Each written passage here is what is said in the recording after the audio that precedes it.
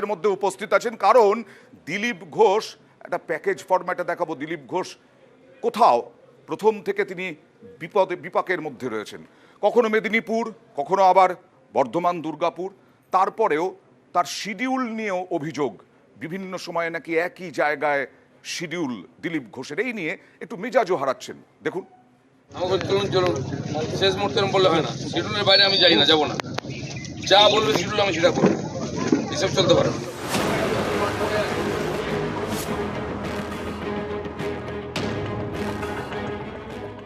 Minister এসছেন, তার জন্য আলাদা প্রোগ্রাম আছে, আমার আলাদা প্রোগ্রাম আছে। আমার সঙ্গে কাজ করতে হলে সিস্টেমে কাজ করতে, কমিউনিকেশন হচ্ছে, যারা ওখানে তৈরি করছে ভাই জেলাকে জানাও, যারা শিডিউল তৈরি করছে। এখান থেকে না বলে ফোন করে যাচ্ছে কি ফোনই বলে না, হ্যাং হয়ে যাচ্ছে পুরো কম্পিউটার। রাজনীতি করতে এসছে কোনো গরু চড়াও গিয়ে। আমার সঙ্গে কাজ করতে হলে সিস্টেমে কাজ করতে পারবে না, বাড়িতে বসতাম। একই জায়গায় নাকি বারবার কর্মসূচি।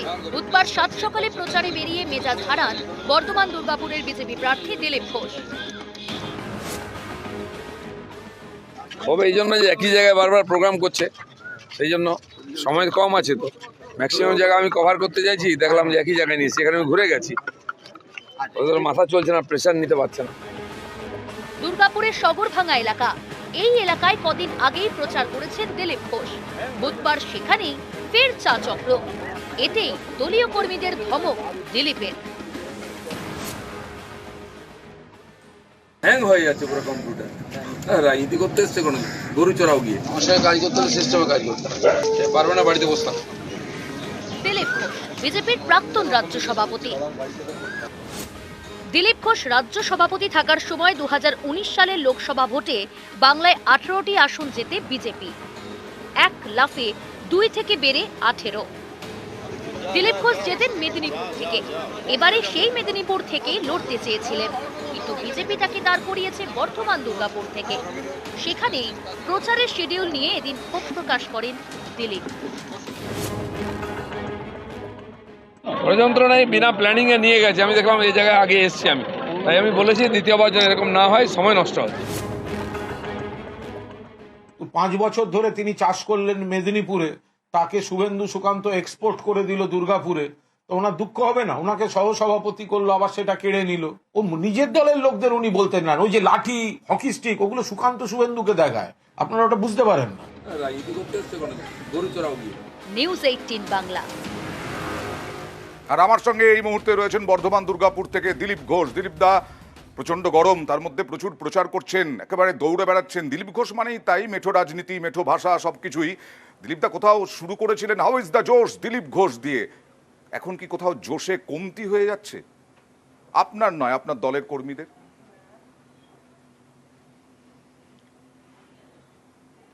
আমি এইমাত্র রোড শো শেষ করে এসে আপনার কাছে বসেছি, ঘামও শুকাইনি আমার। আর রোড শো ছিল, আপনাদের প্রতিনিধি ছিল, দেখে নিন কিরম জোশ ছিল। দিলীপ ঘোষের জোশের কখনো অভাব হয় না। দিলীপ ঘোষের না, দলীয় কর্মী। যেখানে যায় দিলীপ ঘোষ সেখানেও জোশ হয়, বাকিদের তো খুঁজেই পাওয়া যাচ্ছে না। দলীয় কর্মীরাই সব তৈরি করছেন, আর তারাই গ্রামে গঞ্জে ছুটে বেড়াচ্ছেন। এটা ঠিক যে আগে স্লো ছিল, এখন ফাস্ট হচ্ছে, যত ইলেকশন এগিয়ে আসছে।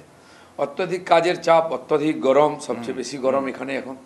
তার মধ্যে কাজ করতে হচ্ছে, কিছু ভুল ত্রুটি হয় কার্যকর্তাদের, কারণ নির্বাচনের যে প্রেশার সেটা আগে থেকে অনুমান করা যায় না। নতুন যারা দায়িত্ব পান তাদের কাছে খুব একটা বড় চ্যালেঞ্জ হয়ে যায়, তাদেরকে আমরা শেখাবার চেষ্টা করি, ভুলভ্রান্তি করতে করতে তারা শিখে যায়। আপনি তো আজকে বকাবকি করলেন, দেখলাম আপনার শিডিউল মেনে কাজ করতে হবে, এইভাবে না হলে গরু চড়াও, না হলে বাড়িতে বসে থাকো। কোথাও কি তাদেরকে নিয়ন্ত্রণ করা যাচ্ছে না কোথাও মনে হচ্ছে?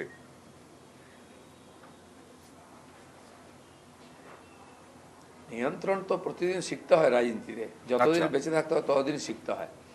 ভুলভ্রান্তি থাকে আর ততদিন নতুন লোক নিয়ে আসতে হয়।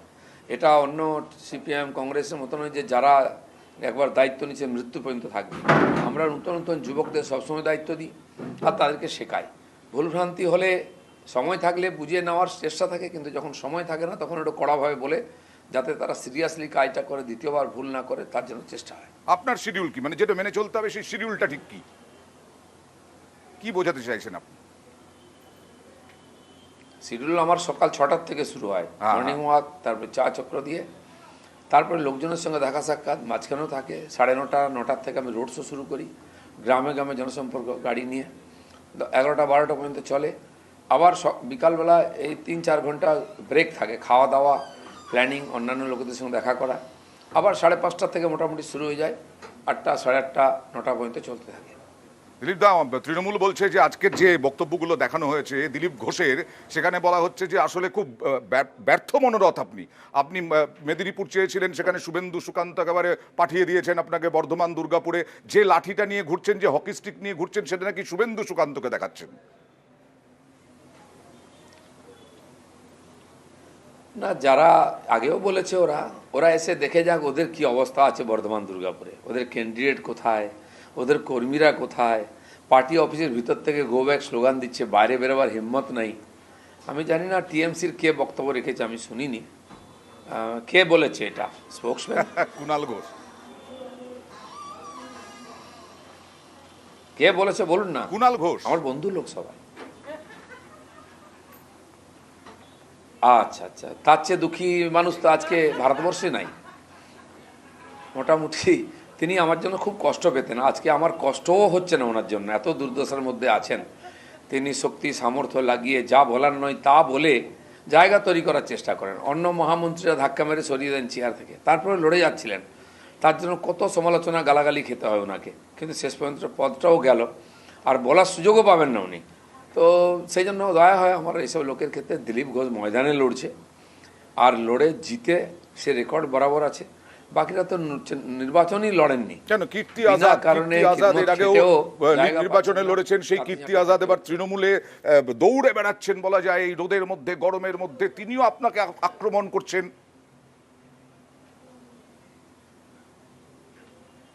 উনি কোথায় দৌড়চ্ছেন আমি দেখিনি।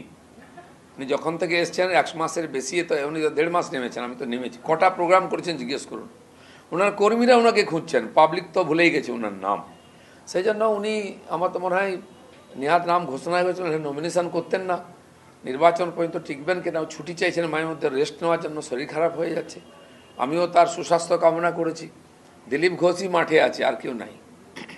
দিলীপ দা, এই কালকের রাতের একটা বক্তব্য দিয়ে আপনাকে বলি যে এই যে কাপড় খুলে নেওয়ার হুমকি, হুঁশিয়ারি, অনেকে বলছেন এগুলো নাকি আপনি রোজ ওই খবরে থাকার জন্য, আপনার বক্তব্য সেটা দেখাতে বাধ্য হই আমরা, কারণ এই ধরনের বক্তব্য এই হেডলাইনে থাকার জন্য, খবরে থাকার জন্য নাকি এই সব কথা বলেন আপনি। যারা বলে তার প্রত্যুত্তরে আমি বলি, আমার কারোর সম্বন্ধে বলার দরকার নেই। আমি আমার রাজনীতি করেছি এতদিন, লোকে আমাকে সাপোর্ট করেছে, আর এগুলো বলে আমাকে খবরে আসতে হয় না। আমি খবরেই থাকি, আমাকে বাদ দিয়ে খবর হয় না। যারা আসতে পারেন না তাদের কষ্ট, তারা এইসব বলেন আমার সম্বন্ধে, কারণ তাদের লোক আলোচনা করে না, পার্টি গুরুত্ব দেয় না, পাবলিক গুরুত্ব দেয় না, রাজনীতিতে টিকে আছেন মাত্র, কোনো কন্ট্রিবিউশনও নেই, আর নিজের কোনো জায়গাও নেই। দিলীপ ঘোষ নিজে লড়াই করে জায়গা করে, কারো দয়ায় এই কথাগুলো বলেন কেন? তাহলে এই কথাগুলো বলেন কেন? মানে আপনি কি মনে করেন যে সাধারণ মানুষ ভালোভাবে নেন এই কথাগুলো? আপনার কি মত?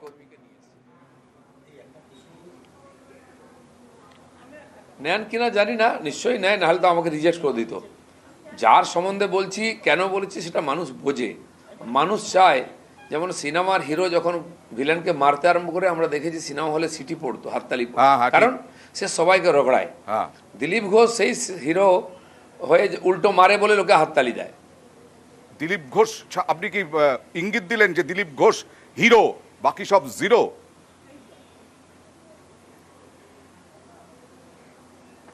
সেটা তো আপনারা বলতে পারেন, আপনারা কতক্ষণ আমাকে টিআরপি দেন মিডিয়াতে, আর বাকিদের কতক্ষণ দেন সেটা তো বোঝাই যাবে। আচ্ছা, আপনার তো সবাই বন্ধু লোক, আপনি বললেন। সুমন রায়চৌধুরী কংগ্রেসের মুখপাত্র, তিনি আমার সঙ্গে আছেন, একটা প্রশ্ন করতে চাইছেন আপনাকে। নমস্কার দিলীপ দা। বলুন।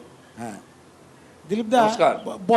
বলে লোকে বলে, দুষ্টু লোকেরাও বলে, ভালো লোকেরাও বলে যে পশ্চিমবঙ্গে বিজেপি, আওয়াজ কম আসছে। দুষ্টু লোকেরাও বলে, ভালো লোকেরাও বলে যে পশ্চিমবঙ্গে, শুনতে পাচ্ছি না, একটু স্পিকারে আওয়াজ কম আসছে। হ্যাঁ বলুন, বলো, শুনলাম। হ্যাঁ আমি শুনতে পাচ্ছেন? করে দেবো। হ্যাঁ, অনেকে বলে, ছোট্ট প্রশ্ন যে পশ্চিমবঙ্গে যে বিজেপির এত বাড়বাড়ন্ত, বা বিজেপি যে এতটা জায়গা পেয়েছে, এতে দিলীপ ঘোষের একটা বিরাট অবদান রয়েছে। তা এই যে দুঃখের কথা আপনি বললেন যে অমুকে দুঃখী তমুকে দুঃখী, আপনার কি কখনো দুঃখ হয় না যখন এতটা পশ্চিমবঙ্গে বিজেপির জন্য Okay. করার পরও বেশ, বেশ বুঝতে শুভেন্দু পেরেছি। বাবু মানে- সুকান্ত বাবুদের মতন লোকেরা আপনাকে সাইডলাইন করে দেয়? সাইড লাইন করে দেয়, কোট আনকোট। দেখুন, আমাদের পার্টি একমাত্র আছে যেখানে নতুন নতুন লোকেরা নেতৃত্বে আসেন। আপনাদের পার্টি এটা হয়নি বলে এই পার্টিটা উঠে গেল প্রায়। সেই জন্য আমরা মন তৈরি করে রাখি, যদি দায়িত্ব আছে ওটা করার চেষ্টা করি।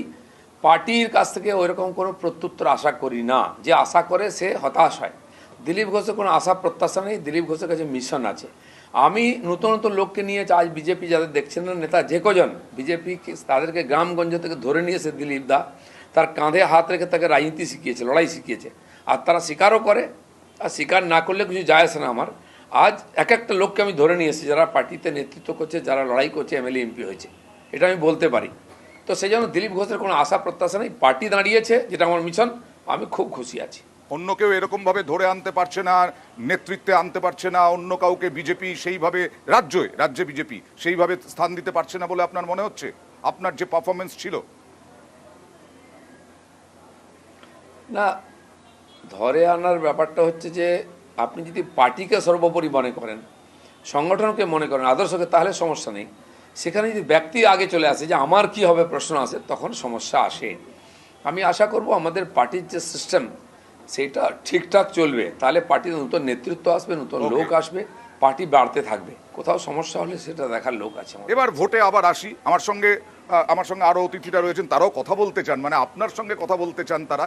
কি প্রশ্ন রয়েছে সব জানবো। তবে আমার প্রশ্ন হচ্ছে যে আপনি তো এরকম ময়দানে নেমে পড়েছেন, গরমের মধ্যে লড়ছেন, কিন্তু 21-এ তো তুরুপের তাস হয়েছিল তৃণমূলের, লক্ষ্মীর ভাণ্ডার, মহিলা ভোট হচ্ছে প্রায় 49%। সেখানে আপনি কিভাবে লড়াই করবেন, কিভাবে তার প্রত্যুত্তর দেবেন? সারা ভারতবর্ষে মহিলারা বেশি ভোট দেন বিজেপিকে। মহিলা নেত্রী 11-13 জন আমাদের মহিলা মন্ত্রী, কেন্দ্রে রাজ্যে রাজ্যে আছেন, রাজ্যপাল আছেন, রাষ্ট্রপতি আছেন, মহিলা বিজেপি করেছে। অনুসূচিত জাতি, জনজাতি থেকে মুসলিম সবাইকে আমরা সামনে সুযোগ দিয়েছি, এটা আজকে জেনে গেছে। এই ধরনের গিমিক যে প্রজেক্ট, সেটা একাধবার লাভ দিতে পারে। ক্লাবকে টাকা দিয়ে হয়তো উনি জিতেছিলেন, এখন লাভ হচ্ছে না বলে সেই টাকা বন্ধ করে দিয়েছেন।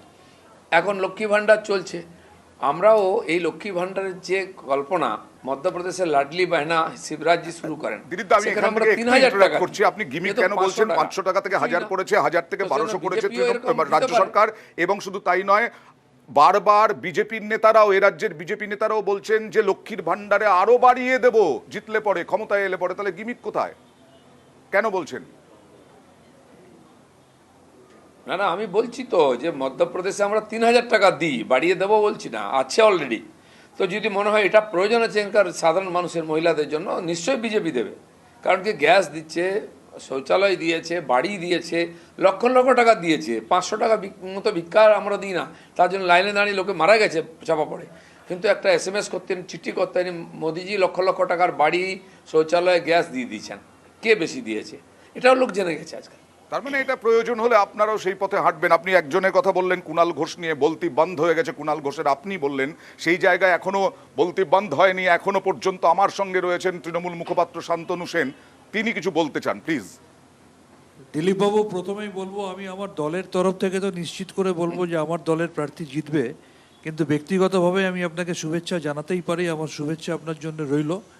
আমি একটাই কথা বলি যে এটা আমার দলের সর্বভারতীয় সাধারণ সম্পাদকও এই চ্যানেলে ইন্টারভিউয়ে বলেছেন যে আপনি খুব ভালো সংগঠক, এবং আমরা বিশ্বাস করি যে সিপিএমের সমর্থন নিয়েই হোক বা যেভাবেই হোক, বিজেপি 2019-এ 18টা সিট পেয়েছিল, তার জন্য আপনার অবদান আছে। আমি আপনাকে একটা কথা বলছি, আপনি যদি মনে করেন যে আপনার মানুষের কাছে গ্রহণযোগ্যতা এতটাই আছে, তাহলে সেক্ষেত্রে এই বুকে পা দিয়ে দেবো, পেটে পা দিয়ে দেবো, গর্ত করে মাটিতে পুঁতে দেবো, বা প্রচারের সময় কখনো হকি স্টিক নিয়ে, কখনো ডান্ডা নিয়ে, বা কখনো গদা নিয়ে, বা কাপড় খুলে দেওয়ার মতো এই ধরনের বিতর্কিত কথাগুলো বলার প্রয়োজন কেন হচ্ছে, কাইন্ডলি যদি বলেন।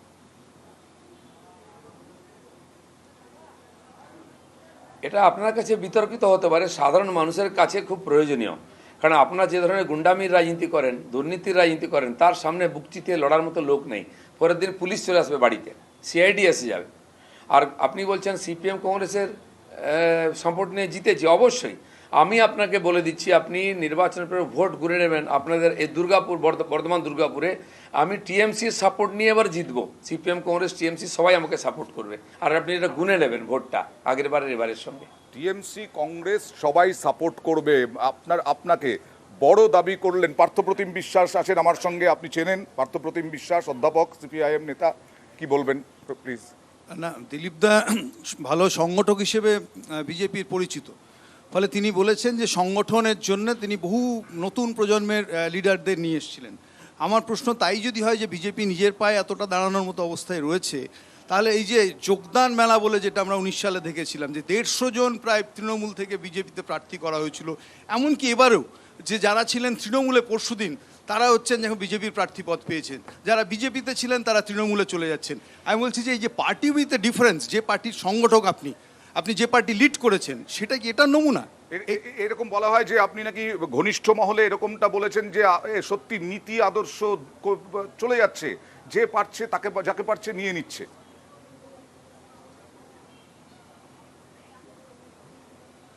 না দেখুন, রাজনীতিতে লোক আসবে না, যাবে না, এটা হতে পারে না, তাহলে গণতন্ত্র কিসে?